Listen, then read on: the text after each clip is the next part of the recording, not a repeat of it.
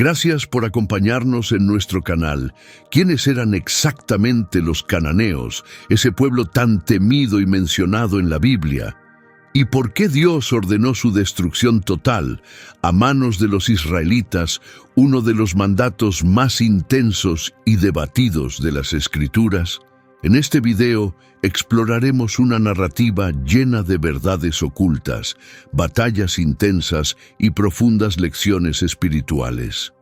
Prepárate para descubrir la verdadera razón detrás de la caída de un pueblo que vivió durante siglos en una tierra con propósito divino y marcada por graves ofensas. La región de Canaán, prometida desde hace mucho tiempo a Abraham y sus descendientes, no era un territorio vacío esperando ser ocupado. Cuando los israelitas llegaron, se encontraron con grupos fuertes y bien establecidos.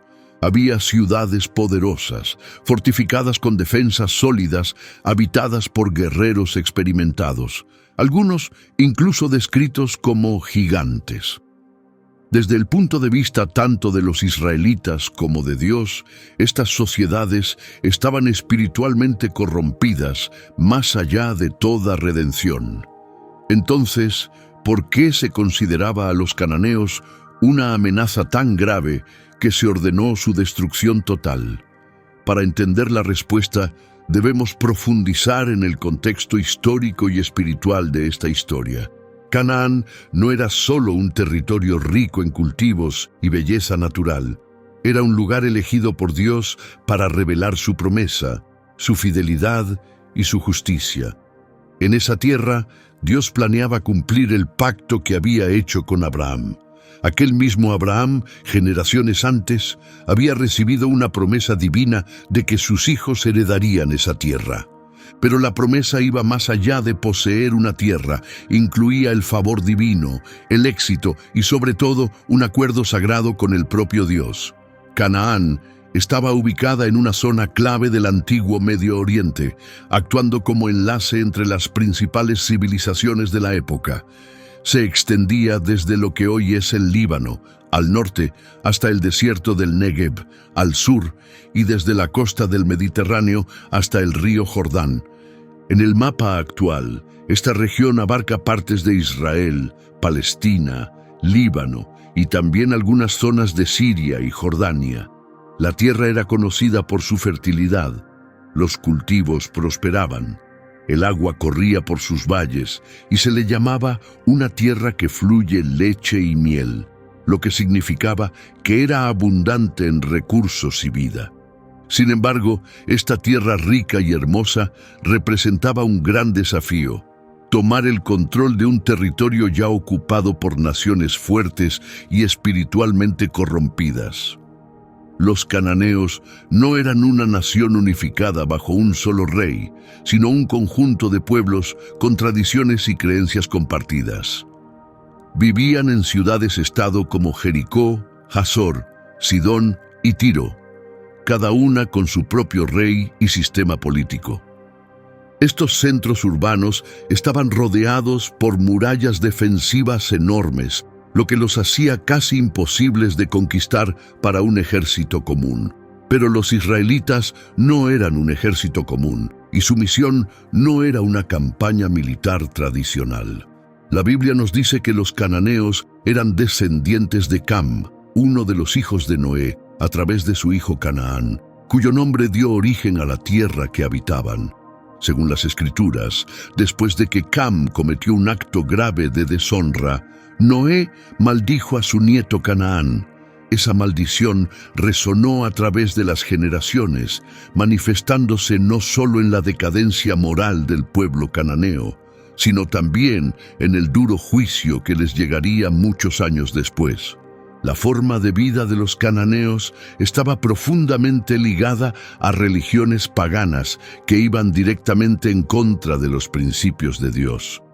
Su sistema religioso incluía un gran número de deidades, siendo algunas de las más importantes El, Asera y especialmente Baal, el dios relacionado con la fertilidad, el clima y la producción agrícola. Pero adorar a estos dioses iba mucho más allá de ofrecer regalos o rezar. involucraba actos como la prostitución ritual, donde se realizaban actos sexuales en templos para honrar a los dioses, junto con inmoralidad generalizada, incesto y lo más horrendo de todo, sacrificar niños. Así es, excavaciones arqueológicas y textos antiguos muestran que era común entre los cananeos ofrecer bebés y niños pequeños como ofrendas quemadas a dioses como Moloc. Las piedras de sus altares estaban empapadas con la sangre de inocentes, todo con la esperanza de recibir bendiciones de fertilidad de sus dioses. Para Dios, estas acciones no eran solo malas, eran el resultado de una corrupción tan profunda que ya no había posibilidad de arrepentimiento ni de sanación. Por eso, cuando Dios dio la orden de eliminarlos, no fue un acto de violencia al azar, sino una sentencia de juicio sobre una cultura que había cruzado todos los límites morales. Pero los cananeos no solo estaban espiritualmente perdidos, también eran poderosos en la guerra. Su fuerza militar era ampliamente conocida y temida. Sus ciudades estaban protegidas por sistemas defensivos complejos y sus ejércitos incluían guerreros enormes, descendientes de Anak, cuyo tamaño y fuerza eran aterradores. Los espías que Moisés envió a explorar la tierra incluso se describieron a sí mismos como insectos diminutos comparados con esos hombres. Así que, para el pueblo de Israel, los cananeos representaban no solo un peligro físico, sino también una seria amenaza espiritual. Permitir que esa sociedad sobreviviera significaba poner en riesgo a las futuras generaciones, que podrían adoptar sus prácticas corruptas y alejarse de Dios. Tomar la tierra de Canaán no se trataba solo de ganar batallas o conquistar territorio. Era una lucha espiritual de gran escala. Era la pureza del Dios de Israel enfrentándose a la profunda maldad de una cultura completamente entregada a los ídolos y a una vida inmoral. La religión que practicaban los cananeos no era solo diferente. Reflejaba un sistema de creencias moralmente roto y espiritualmente dañino. Sus dioses no solo influían en las ceremonias religiosas, también dictaban cómo debía comportarse la gente en cada aspecto de su vida. Él, considerado el Dios supremo, era retratado en antiguos escritos ugaríticos como cruel, borracho y dominado por el deseo. Su compañera, conocida como Asera o Astarte, era la diosa de la fertilidad. Estaba asociada con la maternidad y la naturaleza, pero también con la sensualidad y la prostitución en los templos. Estos dioses no eran solo símbolos, daban a las personas una razón para comportarse de maneras que hoy resultarían impactantes, incluso para quienes se consideran de mente abierta. Pero el dios más venerado y temido por los cananeos era Baal. Como supuesto gobernante de las tormentas y la lluvia, Baal tenía un papel clave en la vida agrícola. Como el pueblo dependía totalmente del cultivo de la tierra, su necesidad de lluvia los hacía depender por completo de complacer a este dios. Los cananeos creían que su éxito agrícola dependía de honrar a Baal, lo que los llevó a realizar rituales religiosos que resultaban profundamente ofensivos tanto para los israelitas como para Dios. Estas ceremonias incluían actos sexuales dentro de los templos, donde hombres y mujeres se unían en intimidad ritual con prostitutas sagradas. Estos actos eran considerados sagrados por los cananeos, pero vistos por otros como señales de una decadencia moral extrema. Sus eventos religiosos también involucraban incesto y representaciones dramáticas de los mitos de sus dioses, llenas de violencia y sin ningún límite ético. Este sistema de creencias no solo toleraba la libertad sexual, la promovía y la glorificaba como un medio para alcanzar lo divino. Pero quizás la parte más oscura del culto cananeo era el sacrificio de niños. Para honrar a deidades como Moloc, asociado con el fuego y la destrucción, o incluso a Baal, los padres llevaban a sus hijos pequeños a los altares y los ofrecían como sacrificios quemados. Estos niños inocentes eran asesinados con la esperanza de obtener el favor de los dioses, ya fuera protección, riqueza o bendiciones. Aún más perturbador, estos actos no eran secretos ni ocultos. Eran parte reconocida de la vida pública y del culto formal. Estos sacrificios se realizaban abiertamente en ceremonias religiosas, aceptados por la comunidad e incluso celebrados por muchos. Así que cuando Dios ordenó a los israelitas destruir cada altar, ídolo y lugar sagrado de los cananeos, la cuestión no era conquistar más territorio ni ejercer dominio político. Era un golpe directo en un conflicto espiritual mayor. Se trataba de romper un sistema religioso que alejaba a la gente de la verdad y causaba dolor, destrucción y muerte. Dios entendía que si ese tipo de idolatría permanecía en cualquier forma, eventualmente contaminaría los corazones de los israelitas y los alejaría de su misión e identidad. Por dura que parezca la orden de eliminar a los cananeos, debe entenderse en el contexto de ese momento histórico y espiritual. No fue una decisión al azar ni sin sentido, fue el resultado de años de paciencia, advertencias y llamados al arrepentimiento. Dios no emite juicios sin propósito. De hecho, en el libro de Génesis, capítulo 15, versículo 16, Dios le dice a Abraham que sus descendientes poseerán la tierra solo en la cuarta generación, porque la maldad de los amorreos aún no ha llegado a su colmo. Esto nos dice algo importante. La justicia de Dios siempre viene después de la misericordia, y Él permite tiempo para el cambio. Su paciencia ofrece a las personas una oportunidad para alejarse del mal, pero esa paciencia tiene límites. Durante siglos, Dios permitió que los cananeos siguieran su camino. Les dio tiempo para arrepentirse, contuvo su juicio por si decidían cambiar. Pero en lugar de mejorar, empeoraron, adoptando prácticas que desafiaban directamente la voluntad del Creador. El juicio que finalmente llegó no fue un castigo ciego, sino justicia aplicada a un pueblo que, siendo plenamente consciente de su maldad, se negó a cambiar. También fue un acto de protección. Si los israelitas hubieran adoptado las costumbres cananeas, eso habría destruido el plan redentor de Dios para la humanidad, el cual Él había decidido llevar a cabo a través de ellos. Así que la batalla contra los cananeos no era simplemente por conquistar tierra. Era un enfrentamiento entre el bien y el mal, la pureza y la corrupción, el verdadero creador y los dioses falsos que llevaban a la gente a la esclavitud y la destrucción. Los israelitas no solo se mudaban a un nuevo lugar. Su llegada representaba la llegada del juicio divino a un sitio que necesitaba una limpieza profunda. La principal preocupación de Dios no era la fuerza militar de Canaán, ni el tamaño de sus fortalezas. El peligro real era la cultura moralmente corrompida que echaba raíces en esa tierra. Si los israelitas, recién liberados de años de esclavitud en Egipto, se dejaban influenciar por esas costumbres, pronto se alejarían de su fidelidad a Dios. Lamentablemente, eso fue exactamente lo que ocurrió con el tiempo. Cuando el pueblo de Israel no cumplió completamente la instrucción de Dios y dejó a algunos cananeos en la tierra, el daño espiritual fue severo. El culto pagano se infiltró en sus vidas, debilitando su fe, sus principios éticos y su lealtad al pacto con Dios. Por eso, la orden de destruir no se basaba en crueldad, prejuicio ni ambición de poder. Provenía de un profundo compromiso con la santidad, con la justicia y con la protección de un propósito mayor.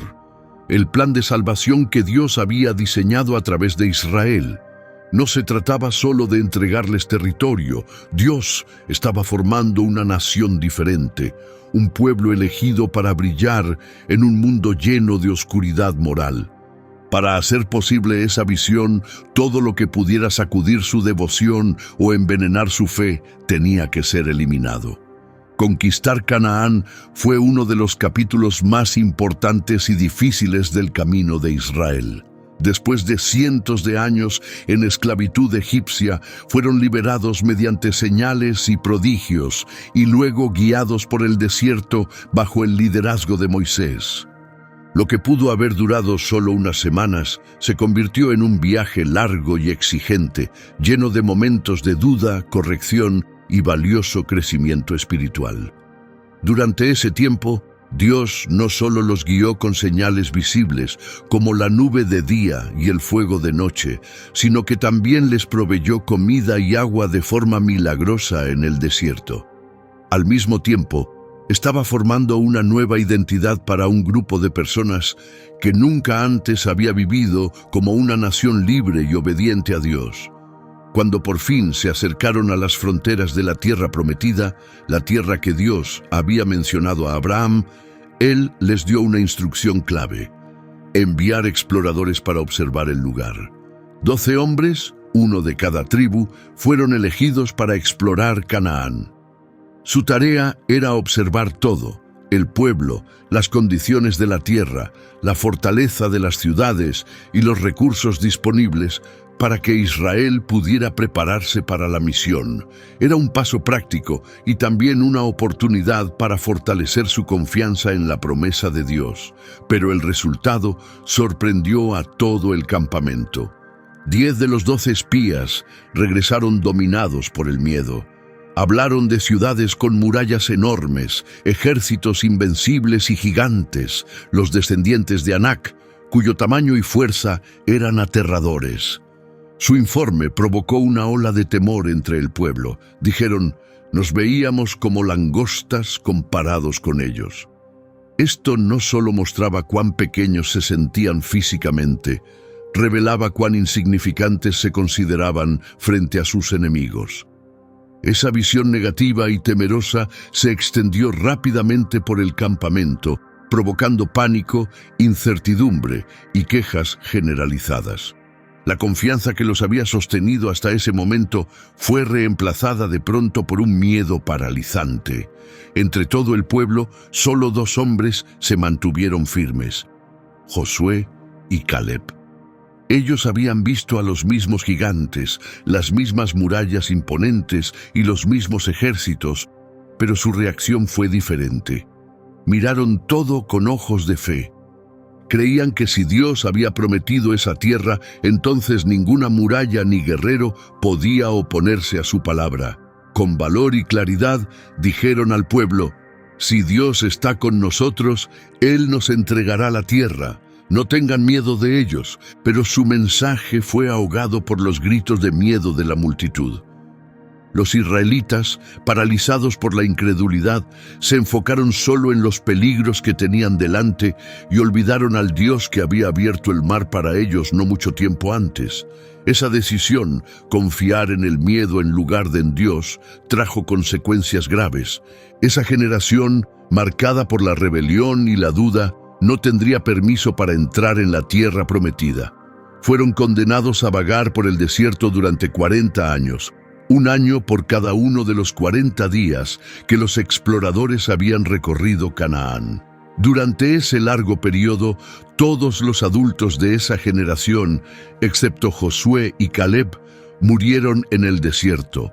Solo sus hijos, una nueva generación criada fuera de Egipto, sin la mentalidad de esclavos, entrarían algún día en la tierra que Dios había prometido. Esa espera no fue solo un castigo. También fue un tiempo de formación y transformación. Dios no quería solo una nación fuerte con armas. Estaba formando un pueblo preparado para vivir en una relación profunda con Él. Todo este capítulo demuestra que la conquista de Canaán fue mucho más que ganar batallas. Sobre todo, fue un viaje espiritual. Dios estaba entrenando a su pueblo para que dependiera completamente de Él, incluso cuando las circunstancias parecían imposibles. La victoria no se trataba solo de vencer a otras naciones. Se trataba de mantenerse firmes en la fe, resistir el miedo y elegir la obediencia por encima del retroceso. La verdadera lucha no estaba solo en el campo de batalla, estaba en sus corazones. Fe, lealtad y pureza eran las herramientas que más necesitaban, y en ese momento esas cualidades aún estaban formándose en ellos. Por eso Dios retrasó la conquista. En su sabiduría perfecta, mostró que sus promesas vienen con un proceso. No se trata solo de llegar al destino, sino de convertirse en el tipo de personas capaces de recibirlo. Dios usa el camino para enseñar confianza, formar carácter y desarrollar una fe firme. Cuando llegó el final del liderazgo de Moisés, la tarea de guiar al pueblo hacia la tierra recayó sobre Josué. Él había demostrado su fe y valentía, y Dios lo eligió para continuar la misión. Al asumir este enorme papel, Josué recibió una palabra directa y poderosa de Dios. Sé fuerte y valiente, porque tú guiarás a este pueblo a la tierra que prometí a sus antepasados. Con esas palabras comenzó una de las campañas más poderosas e inolvidables de toda la Biblia. Este viaje no fue solo una campaña militar, estuvo lleno de milagros divinos y enseñanzas espirituales profundas. El primer gran desafío fue el río Jordán, que estaba desbordado por las lluvias de la temporada. Desde un punto de vista humano, cruzarlo era imposible, pero el mismo Dios que había abierto el Mar Rojo años atrás, lo hizo de nuevo. Las aguas del Jordán se detuvieron y se levantaron como un muro, permitiendo que el pueblo cruzara en terreno seco. Una vez más, vieron a Dios abrir un camino donde no lo había. Y poco después, enfrentaron uno de los momentos más conocidos de toda la conquista, la caída de Jericó. Esta ciudad era el símbolo del poder cananeo, con murallas gruesas y defensas impenetrables. Sin embargo, Dios no les pidió construir armas ni máquinas de guerra. En cambio, les pidió silencio, caminar y un grito. Durante 6 días, los israelitas marcharon una vez alrededor de la ciudad sin decir una palabra. En el 7º día, después de rodearla 7 veces, alzaron la voz en un grito poderoso, y las murallas se derrumbaron. No por fuerza humana, sino por obediencia y la intervención directa de Dios. Fue un mensaje claro para todas las naciones cercanas. El Señor Todopoderoso estaba con Israel. La campaña continuó, bajo el liderazgo de Josué, guiado por la sabiduría y una constante dependencia de Dios. Los israelitas conquistaron ciudades como Jai, Gabaón, Hazor y muchas más. Cada victoria trajo más que tierra, trajo lecciones espirituales sobre dependencia, humildad y discernimiento. A veces, la desobediencia causó tropiezos temporales, como la derrota en Jai debido al pecado oculto de Acán. Pero una vez que se resolvió el problema, el favor de Dios regresó, y también el éxito. Josué no lideraba como un general común. Su fuerza no venía de estrategias de guerra, sino de un corazón que buscaba la dirección de Dios. Sabía que el resultado de cada batalla dependía de mantener la fidelidad al pacto. Cuando las conquistas terminaron, Josué repartió la tierra entre las 12 tribus de Israel, cumpliendo una promesa divina hecha mucho tiempo antes a Abraham. Eso marcó el final de un capítulo y el comienzo de otro, una nueva etapa en la que el pueblo no solo debía poseer la tierra, sino vivir con fidelidad en ella. Era el cumplimiento de una promesa transmitida por generaciones y un recordatorio de que el mayor desafío no era ganar batallas, sino permanecer obedientes. La vida de Josué nos recuerda que el verdadero poder no está en los ejércitos ni en los números, está en una vida rendida a Dios. La conquista de Canaán es más que un registro de guerras y fronteras. Es un ejemplo espiritual de cómo Dios actúa a través de aquellos que confían en Él. Canaán, para nosotros hoy, no es solo una ubicación en el mapa. Representa la vida abundante y victoriosa que Dios desea para cada creyente. Una vida con propósito, libertad, intimidad con Él y paz duradera. Así como Israel enfrentó enemigos, nosotros también enfrentamos desafíos, batallas contra el pecado, luchas personales y las presiones de un mundo que intenta alejarnos de la verdad. El mismo llamado que Dios le dio a Josué todavía resuena para nosotros. Sé fuerte y valiente. Es un recordatorio de que debemos seguir confiando, incluso cuando las probabilidades parecen estar en contra, cuando los desafíos se levantan como gigantes o los obstáculos parecen imposibles de superar. Dios nos muestra que la verdadera victoria no viene de nuestra fuerza, sino de una fe puesta en Él. Y así como ocurrió con la destrucción de los ídolos en Canaán, se nos recuerda que debemos eliminar de nuestra vida todo aquello que se interpone entre nosotros y Dios. La batalla por la tierra prometida puede ser historia antigua, pero sus lecciones siguen tan vivas y urgentes como siempre. Los ídolos no son solo estatuas de piedra o madera. Pueden ser hábitos, pensamientos, deseos o influencias externas que ocupan el lugar de Dios en nuestro corazón. Para entrar en la vida plena que Dios ha planeado para nosotros, necesitamos un corazón limpio, completamente rendido y dispuesto a obedecer, aun cuando esa obediencia implique soltar algo que valoramos. Así como Josué repartió la tierra entre las tribus de Israel, Jesús ahora ofrece una herencia espiritual a todos los que creen en Él. Una herencia que no se mide en tierras o posesiones, sino en paz interior, gozo duradero, una relación cercana con Dios y la increíble esperanza de la vida eterna. La victoria sobre los cananeos fue solo una sombra de algo mucho mayor. La victoria que Jesús ha ganado para nosotros. Él venció al mundo, derrotó al pecado y ahora nos guía hacia la tierra prometida definitiva, la eternidad en la presencia de Dios. Aunque esta historia proviene de tiempos antiguos, sus enseñanzas siguen siendo frescas y profundamente significativas. Nos llama a vivir con valentía, paciencia y total dependencia de Dios, sabiendo que Él es quien trae la victoria, incluso en los momentos más oscuros de la vida. La conquista de Canaán revela quién es Dios, su santidad, su justicia y su fidelidad inquebrantable a sus promesas.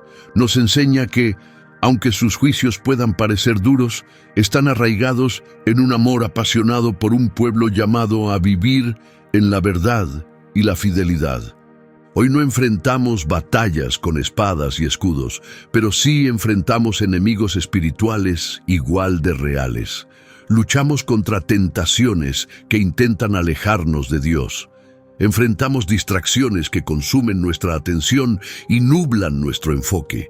Estamos rodeados de una presión constante de un mundo que quiere moldearnos a su imagen. La pregunta es, ¿estás listo para mantenerte firme y enfrentar las pruebas de la vida con valor y fe? Recuerda, el mismo Dios que guió a Josué y a los israelitas hacia la victoria sigue obrando hoy. Él no ha cambiado. Está cerca, activo y completamente comprometido con aquellos que le pertenecen. Quiere guiarte a tu propia Canaán, un lugar de descanso para tu alma, una vida con propósito, una conexión profunda con Él y victoria sobre todo lo que se interponga en tu camino. Que este mensaje fortalezca tu fe, renueve tu esperanza y te anime a mantenerte firme en tu camino. Gracias por acompañarnos hasta el final. Si esta historia tocó tu corazón, no dudes en darle un me gusta, compartirla con alguien que lo necesite y suscribirte para no perderte lo que viene. Que Dios te bendiga y hasta la próxima. Cuídate y mantente fuerte.